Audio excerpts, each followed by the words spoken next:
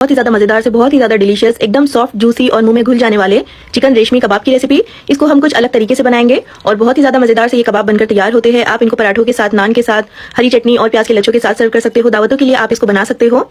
ना तो ये कबाब टूटेंगे और ना ही हार्ड होंगे। बहुत ही ज़्यादा ज़बरदस्त रेसिपी है। तो सबसे पहले यहाँ पर एक मिक्सी के जार में हम सबसे पहले 8 से 10 तीखी वाली हरी मिर्ची ऐड करेंगे। तो इस कबाब में जो भी तीखापन आएगा हरी मिर्चों से और काली मिर्चों से ही आएगा। और मिर्चों को हम इस तरह से मोटा मोटा सा पीस लेंगे, बिना पानी डाले ही आपने इसको पीस लेना है। इस तरह से इसका पेस्ट बनाकर तैयार कर लेना है। और अब इसमें हम 600 ग्राम के जितना बोनलेस चिकन ऐड करेंगे। तो चिकन को मैंने अच्छी तरह से धोने के बाद छलनी में रख दिया था, जिससे कि चिकन का पूरा पानी जो है निकल गया है। और अगर चिकन में थोड़ा बहुत पानी रह भी जाता है तो कोई दिक्कत नहीं होगी, क्योंकि हम इस कबाब को इस तरीके से बनाएंगे कि ये बिल्कुल भी टूटेंगे नहीं। अब इसमें हम 1.5 टेबलस्पून भरकर अदरक लहसुन का पेस्ट ऐड करेंगे और साथ ही इसमें 1 टीस्पून या फिर चिकन के हिसाब का नमक ऐड कर लीजिए। नमक एहतियात से डालिएगा। आगे हम इसमें चाट मसाला भी ऐड करने वाले हैं। 1 टीस्पून सफेद मिर्चों का पाउडर, 1 टीस्पून भरकर डालेंगे इसमें काली मिर्चों का पाउडर और साथ ही 1 टीस्पून भुना कुटा जीरा ऐड कर लीजिए और 1 टेबलस्पून डालेंगे इसमें धनिया पाउडर। और इन तमाम चीज़ों को अच्छी तरह से पीस लेंगे और स्मूथ साइज का कीमा बनाकर तैयार कर लेंगे। देखिए इस तरह से चिकन को आपने बिल्कुल फाइन सा पीस लेना है। जितना बारीक हो सके उतना चिकन को पीस लीजिएगा, जिससे कि हमारे जो कबाब है बहुत ही ज़्यादा सॉफ्ट बनकर तैयार होंगे। अब देखिए कीमे के इस मिक्सचर को मैंने एक मिक्सिंग बाउल में ट्रांसफर कर लिया है। अब हम इसमें 2 मीडियम साइज के प्याज डालेंगे। बिल्कुल बारीक सा मैंने इनको चॉप कर लिया है। उसके बाद अच्छी तरह से निचोड़ करके इसका पूरा पानी निकाल दिया है। प्याज को हम डाल देंगे कीमे में और इसी के साथ ही यहाँ पर मैंने मुट्ठी भरकर ताज़ा कटा हुआ हरा धनिया लिया है। तो हरा धनिया थोड़ा सा ज़्यादा ही डालिएगा, टेस्ट बहुत ही ज़्यादा अच्छा आएगा। और अब हम इसमें 2 टेबलस्पून मक्खन ऐड करेंगे। इससे हमारे कबाब बहुत ही ज़्यादा सॉफ्ट और जूसी बनेंगे। साथ ही यहाँ पर देखिए मैंने दूध के ऊपर जो मलाई होती है उसको अच्छी तरह से फेंट लिया है। 3 टेबलस्पून भरकर हम ये मलाई कबाब के मिक्सचर में ऐड कर लेंगे। मलाई डालने से कबाब बहुत ही ज़्यादा रिच और फ्लेवरफुल बनकर तैयार होंगे। इसके बजाय आप चाहो तो फ्रेश क्रीम जो आती है वो डाल सकते हो। 10 से 15 बादाम को यहाँ पर मैंने फाइन पाउडर की तरह पीस लिया है। आप चाहो तो बादाम के बजाय काजू का पाउडर भी इसमें डाल सकते हो। और साथ ही हम इसमें 1 teaspoon chaat masala powder add करेंगे और इसी के साथ आधा टीस्पून डालेंगे गरम मसाला पाउडर। और अब इन तमाम चीज़ों को हम अच्छी तरह से मिक्स करेंगे। कीमे के साथ मिक्स करते हुए अच्छी तरह से इसको मिलाएंगे। तो तकरीबन 4 से 5 मिनट के लिए आपने इन तमाम चीज़ों को अच्छी तरह से मसल कर मिक्स करना है, जिससे कि हमारे कबाब बहुत ही ज़्यादा टेस्टी, बहुत ही ज़्यादा डिलीशियस बनकर तैयार होंगे। अब यहाँ पर देखिए तकरीबन 5 मिनट हो गए हैं। मैंने इसकी अच्छी तरह से मिक्सिंग कर ली है। तमाम चीज़ें अच्छी तरह से मिल गई है। अब हम इसको इस तरह से फैला देंगे। सेंटर में एक छोटी सी प्लेट या फिर कटोरी रख लीजिएगा। एक गर्म किया हुआ कोयला हम इसके अंदर रखेंगे और अब इसके ऊपर थोड़ा सा तेल, बटर या फिर घी डाल दीजिएगा। इसको कवर कर लीजिए और 4 से 5 मिनट के लिए हम कीमे को कोयले का धुआं देंगे। इस तरह धुआं देने से जो हमारे कबाब है उसमें बहुत ही अच्छा सा स्मोकी सा फ्लेवर आएगा। और 4 से 5 मिनट तक ही आपने इसको धुआं देना है। बहुत ज़्यादा इसको स्मोक मत दीजिएगा, वरना फिर कबाबों में कड़वाहट आ सकती है। अब ये कोयला हम इसमें से हटा देंगे और एक बार फिर से कीमे को अच्छी तरह से मिक्स कर लीजिएगा, जिससे कि जो स्मोकी फ्लेवर है वो पूरे कीमे में अच्छी तरह से मिक्स हो जाएगा।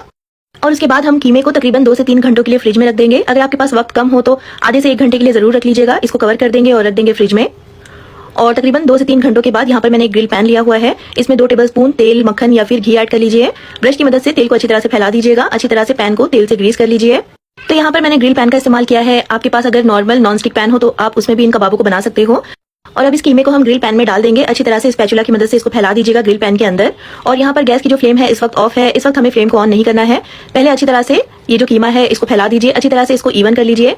चारों किनारों को बिल्कुल स्मूथ कर लीजिएगा। कहीं से मोटा कहीं से पतला आपने इसको नहीं रखना है। देखिए इस तरह से इवन सी इसकी लेयर बनाकर तैयार कर लीजिए। थोड़ा सा स्पैचुला के ऊपर तेल लगा लीजिएगा, जिससे कि ये कीमा इसके ऊपर चिपकेगा नहीं। और अच्छी तरह से इसको फैला देने के बाद हम इसके ऊपर इस तरह से मार्किंग करेंगे। तो स्पैचुला पर आपने तेल खूब अच्छी तरह से लगाना है, जिससे कि कीमा इसके ऊपर बिल्कुल भी नहीं चिपकेगा और बिल्कुल क्लीन और नीट से इसकी मार्किंग हो पाएगी। तो यहाँ पर मैं इसको मीडियम साइज के कबाबों की शक्ल दे रही हूँ। आप बड़े या फिर छोटे अपनी मर्जी के हिसाब से जिस तरह से भी आप इन कबाबों को बनाना चाहो बना सकते हो। देखिए अब इस तरह से मार्किंग कर लेने के बाद हम गैस की फ्लेम को ऑन कर लेंगे और लो फ्लेम पर हमें इन कबाबों को फ्राई करना है, सेकना है। तो इस तरह से पैन का जो डायरेक्शन है उसको चेंज करते हुए हम कबाबों को सेकेंगे, जिससे कि फ्लेम जो है सिर्फ सेंटर में ही नहीं लगेगी, चारों किनारों पर भी आपने कबाबों को अच्छी तरह से सेकना है, इस तरह से पैन को घुमाते हुए। और यहाँ पर देखिए तकरीबन 4 से 5 मिनट तक मैंने एक तरफ से इन कबाबों को सेक लिया है लो फ्लेम पर। अब हम एहतियात से इसकी साइड्स को पलट देंगे। तो स्पैचुला की मदद से ही एक एक कबाब को इस तरह से उठा करके इनको फ्लिप कर दीजिए। और देखिए एक तरफ से कबाबों के ऊपर बहुत अच्छा सा कलर आ गया है, बहुत अच्छे से इसके ऊपर मार्क्स भी आ गए हैं। और इनको पलट करके दूसरी तरफ से भी हमें इन कबाबों को लो फ्लेम पर ही सेकना है 3 से 4 मिनट के लिए मजीद, जिससे कि दूसरी तरफ से भी कबाबों के ऊपर अच्छा सा कलर आ जाएगा और अच्छी तरह से ये पक जाएंगे। थोड़ा सा इनके ऊपर ऑयल ब्रश कर दीजिएगा। बहुत ज्यादा ऑयल का इस्तेमाल हमें यहाँ पर नहीं करना है। चिकन कबाब जो है बनकर तैयार हो गए हैं और आप चाहो तो इसी तरह से ग्रिल पैन में ही आप इनको सर्व कर सकते हो। तो बहुत ही ज्यादा जबरदस्त रेसिपी है, मजेदार से गर्मा गर्म से इन कबाबों को आप हरी चटनी, प्याज के लच्छों के साथ सर्व कीजिएगा।